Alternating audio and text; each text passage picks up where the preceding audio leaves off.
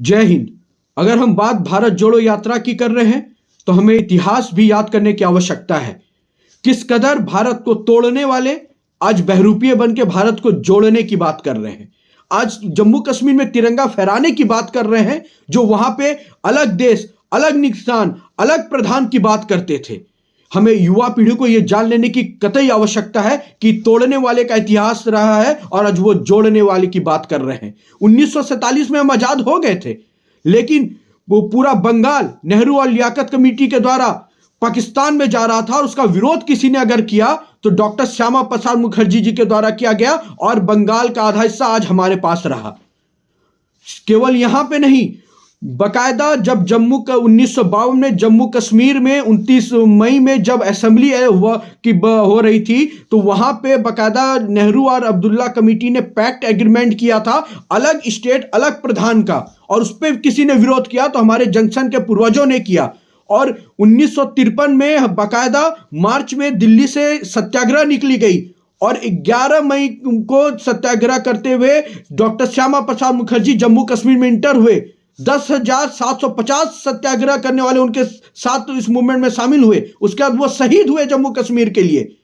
जिन्होंने भारत को जोड़ने की बात कही थी उनको शहीद होने पर मजबूर किया गया, और ये आज तोड़ने वाले जोड़ने की बात करते हैं। केवल यहां पे नहीं, 1947 में मैं बार बार कहूंगा हम आजाद जरूर हुए थे, लेकिन गोवा, दमनदीप, पौंडीचेरी अभी भी पुर्तगाल और फ्रेंच के एम्पायर के थ्रू वो वहां पे इंपावर में था, और वहां पे जाकर उनके बकायदा एम्पावरमेंट का किसी ने विरोध किया तो जनसंघ के कार्यकर्ता बकायदा वहां पे जाके उनका विरोध किया। नरेंद्र भाई दादर जी ने, जो बकायदा 1954 में 22 जुलाई को इस मूवमेंट को लीड किए, और नरोली आइलैंड में भी जाके 29 जुलाई को तिरंगा फहराने का काम किया, और इसमें 101 जनसंघ के कार्यकर्ताओं ने बकायदा इस मूवमेंट में अपने आप को शामिल किया। और केवल यहां पे नहीं, हमारे जनसंघ के कार्यकर्ता हेमंत सोरेन जी ने 15 अगस्त को पंजाब में जाके भारतीय तिरंगा फहराने का काम किया।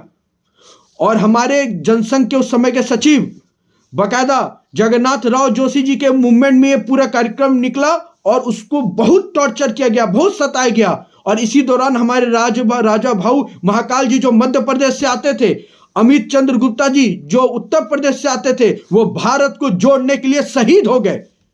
जिन्होंने शुरू से भारत को तोड़ने का काम किया है, आज वो बगुले बनके कौवे के भेष वाले वो भारत को जोड़ने की बात कर रहे हैं।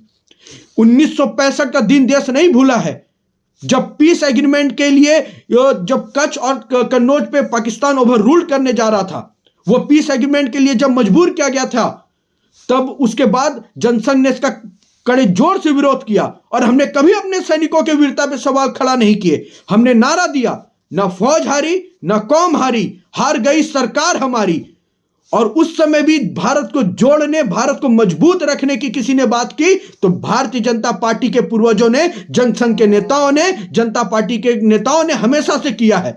इसलिए हम हमेशा भारत को जोड़ते आए हैं, और जो तोड़ने का काम किए हैं वो आज बहरूपीय बन के घूम रहे हैं। नफरत की बाजार में मोहब्बत घोलने निकले हैं। अरे जनाब, जो इतने सालों से करप्शन के जहर को घोल रहे थे, आज वो मोहब्बत घोलने निकले हैं।